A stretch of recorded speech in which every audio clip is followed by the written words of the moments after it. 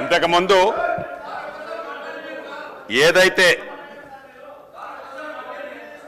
సభలో జరిగిందో చాలా బాధాకరం, దురదృష్టకరం. అధ్యక్ష, ప్రధానంగా అధ్యక్ష స్థానంలో తమరు ఒక దళితుడిగా ఆడ కూర్చొని ఉండగానే ఒక పక్క సీనియర్ సభ్యులని చెప్పుకునే వారు మీ మీదకి ఇటు పక్కన ఒక మంచి చట్టాన్ని తయారు చేస్తున్న మా మీదకి వచ్చి ఈ భూభారతి 2024 చట్టం ఏదైతే ఉందో ఈ చట్టాన్ని ఆమోదింపజేయకుండా ఏదైతే ప్రయత్నం చేస్తున్నారో ఇది సమాజము సిగ్గుపడే విధంగా చాలా బాధాకరం. అధ్యక్ష, ఇటువంటి గుండాగిరి, ఇటువంటి దౌర్జన్యం, ఇటువంటి రౌడీయిజం ఈ సభలో జరగకుండా ఉండే విధంగా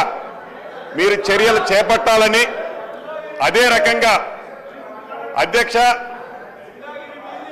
వ్యక్తిగతంగా రెవెన్యూ మంత్రిగా నాకు ఈ గడిచిన సంవత్సరం నుంచి నా మనసులో ఒక మనసులో పురుగు తొలుస్తుంది. అధ్యక్ష, ఇది నా మనసులో తొలిసే పురుగే కాదు అధ్యక్ష, యావత్ తెలంగాణ రాష్ట్రంలో ఉన్న కుంట 2 కుంటలు భూమున్న పేద రైతుల మనసులో కూడా ఈ మైండ్లో తిరుగుతుంది. అధ్యక్ష, ఉదాహరణకి ఆనాడు 2020లో ఏదైతే చట్టం చేశారో, ఏదైతే ధరణిని తీసుకొచ్చారో ఆ ధరణిలో జరిగిన తప్పులు తడకలు ఆనాడు ఆ చట్టాన్ని తీసుకొచ్చిన గౌరవ నాటి ముఖ్యమంత్రి కల్వకుంట్ల చంద్రశేఖరరావు గారికి తెలుసు. ప్రజలు వారికి ప్రధాన ప్రతిపక్ష పార్టీ హోదా వారికి ఇచ్చింది.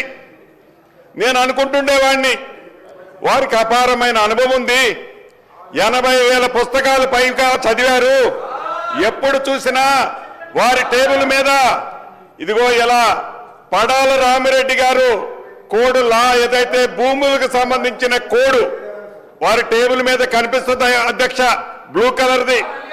ఆ కోడ్ కనిపించేది క్షుణ్ణంగా పరిశీలించి ఆ ధరణినో ఆ 2020 చట్టాన్నో తయారు చేస్తామని మేమందరం అనుకుంటుండే వాళ్ళం. అధ్యక్ష, దురదృష్టవశాత్తు ఏ చట్టం అయితే ఆనాడు 2020 చట్టాన్ని తయారు చేశారో ఆ చట్టం 3 సంవత్సరాలకే 100 ఏళ్ళు నిండిపోయింది. అధ్యక్ష, 100 ఏళ్ళు నిండిపోయింది. అంతకుముందు ఇందిరమ్మ రాజ్యంలో చేసిన చట్టం 1971 చట్టం ఏదైతే ఉందో 49 సంవత్సరాలు ప్రజలలో ఉంది. అధ్యక్ష, 100 ఏళ్ళు ఉండాల్సిన చట్టం కేవలం స్వార్థపూరితంగా వారి స్వార్థం కోసం తయారు చేసిన చట్టం 3 సంవత్సరాలకే 100 ఏళ్ళు నిండటం చాలా బాధాకరం. అధ్యక్ష, ఈరోజు కూడా అనుకున్నాను, గౌరవ సభ్యులు హరీష్ రావు గారు ఈ చట్టం గురించి పబ్లిక్ డొమైన్లో పెట్టినప్పుడు, అనేక ప్లాట్ఫామ్లలో డిస్కస్ చేసినప్పుడు సుమారు 7 పేజీలకు సంబంధించిన అంశాలు అనుభవజ్ఞులని చెప్పుకునే హరీష్ రావు గారు కూడా సూచనలు ఇచ్చారు. అధ్యక్ష, నిన్న ఈ బిల్లుని అసెంబ్లీలో ప్రవేశపెట్టిన తర్వాత కూడా